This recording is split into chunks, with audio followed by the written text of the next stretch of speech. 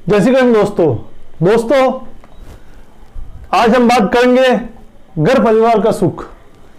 घर का सुख, क्योंकि मकान सभी बना लेते हैं लेकिन उन्हें मकान का सुख नहीं मिलता, घर का सुख नहीं मिलता, आत्मिक शांति, मानसिक शांति उन्हें नहीं मिलती है। तो आखिर क्या कारण है? कुंडली में से कौन से योग बन जाते हैं जिसके कारण व्यक्ति को सुख नहीं मिलता है?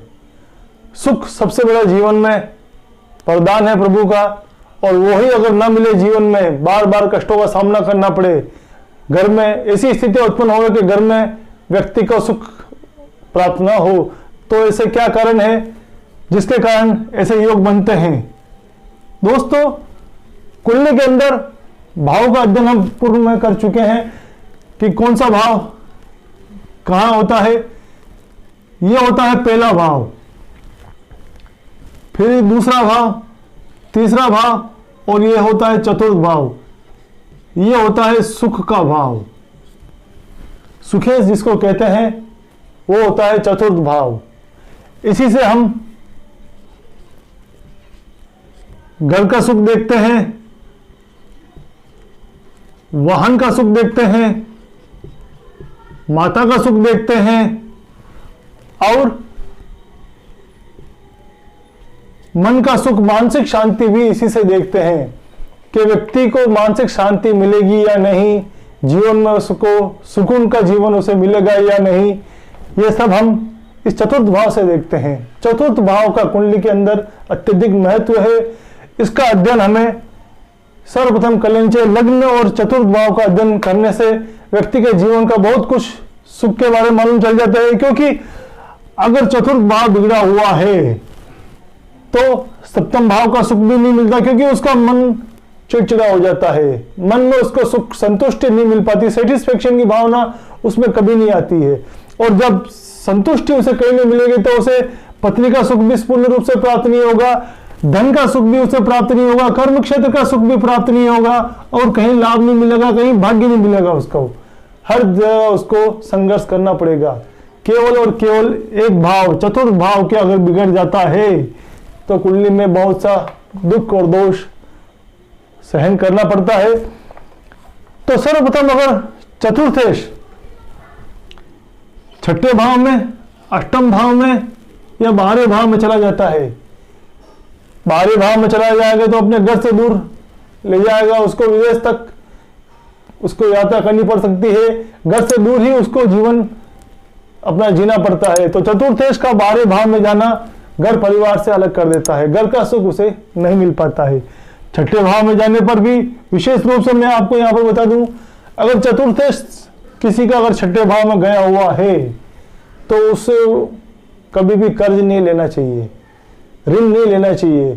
शत्रुता उसके जीवन में हमेशा बनी रहती है, शत्रु उसके साथ हमेशा लगे रहते हैं, पीठ पीछे उसके साथ षड्यंत्र की भावना हमेशा बनी रहती है। तो अगर चतुर्थेश छठे भाव में चला जाता है तो उसका जीवन शत्रुओं का सामना करने में, कोर्ट कचहरी में और कर्जे के साथ बीतता है। तो विशेष रूप से ऐसे लोगों को ध्यान रखना चाहिए। कर्जा अगर लोगे तो जीवन में कभी नहीं चुका पाओगे, कर्ज से उन्हें दूर रहना चाहिए, कर्ज लेकर कभी मकान भी नहीं बनाना चाहिए। अष्टम भाव में अगर चला गया तो वो हमेशा रोग, यहाँ पर भी रोग रहता है, और अष्टम भाव में जाने पर वो हमेशा अपने जीवन में कभी ऊपर नहीं आ पाता, वो हमेशा संघर्ष में जीवन बीतता है, दुख उसके साथ हमेशा लगा रहता है, क्योंकि ये है भूमि के अंदर का भाग, खड्डे का जिसको कहते हैं। अगर खड्डे से आप ऊपर जीवन पर आने के प्रयास करते हो तो भूमि तल तक ही नहीं आ पाते हो, और प्रगति और विकास के बारे में सोचना तो बहुत दूर की बात होती है। तो ये जीवन भर उसका संघर्ष में ही निकलता है, वो कभी भी ऊपर नहीं आ पाता है, उन्नति नहीं कर पाता है, विकास नहीं कर पाता है, उसको सुख कहीं नहीं मिल पाता है। फिर अगर ये 12वें भाव का बात करें, एक बात और बता दूं, चतुर्थेश का लाभ भाव में जाना, भावार्थ भाव के सिद्धांत के अनुसार ये भाव इस भाव से 8वां माना गया है और ये भाव 6वां माना गया है। हालांकि केंद्र के स्वामी का त्रिकोण में जाना श्रेष्ठ माना गया है। यहाँ पर अपवाद स्वरूप ये योग अच्छा माना गया है कि चतुर्थेश अगर भाग्य भाव में जाता है तो, लेकिन कई बार भाग्य को संघर्ष भी दे देता है, क्योंकि ये अपने भाव से छट्टा गया हुआ, भाग्य उसका दुश्मन बन जाता है।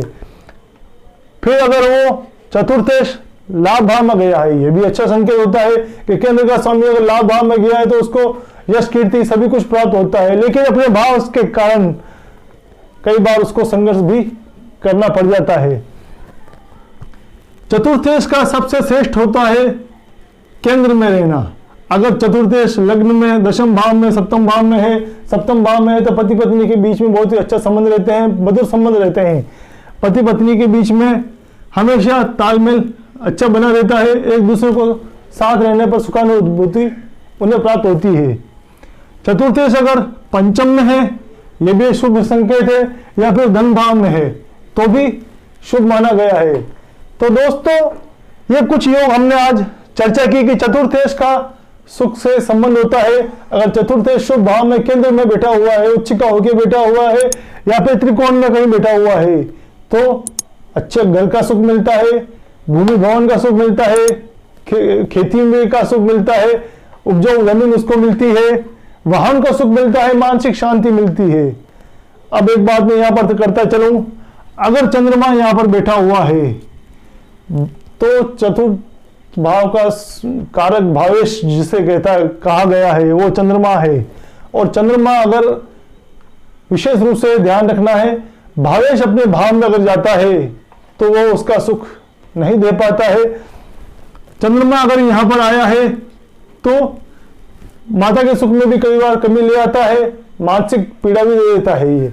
तो चंद्रमा क्योंकि भावेश का अपने भाव पर जाने पर उस भाव के सुख की हानि होती है। जैसे कि शुक्र का अगर यहाँ जाता है तो सप्तम भाव का नाश कर देता है, उसी तरह चंद्रमा का भी चतुर्थ भाव पे जाने पर उस भाव का नाश हो जाता है।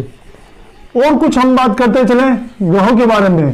तो दोस्तों, अगर यहाँ पर शनि जैसा ग्रह मिल जाता है, शनि कहते हैं जहां पर बैठता है उसे फलीभूत कर देता है, लेकिन यहाँ पर शनि व्यक्ति को कंजूस बना देता है, संकुचन दे देता है मन में, वो उसका दिल बड़ा नहीं होते, छोटी छोटी बातों पर वो संकुचित हो जाता है, छोटी बातों पर बहुत ही ज्यादा ध्यान देता है, और उसका जो स्वभाव है वो बहुत ही कंजूसी प्रवृत्ति का हो जाता है, मानसिक रूप से भी वो संकुचित माना गया है।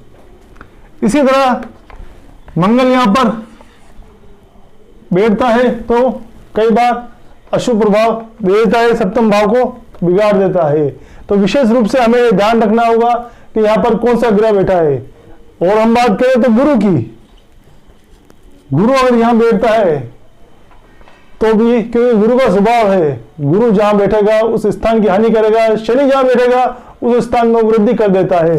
तो गुरु यहाँ पर अच्छा कर्म क्षेत्र दिखाएगा, आयु में वृद्धि कर देगा, बाहरी भाव का सुख देगा, सभी कुछ का मोक्ष प्रदान कर देगा, लेकिन इस भाव की वो हानि कर देता है। यहाँ पर गुरु बैठकर घर के सुख से कई बार वंचित कर देता है, संघर्ष दे देता है, घर में तनाव की स्थिति दी जाता है, पिता पुत्र के बीच में तनाव की स्थिति ले आता है कई बार।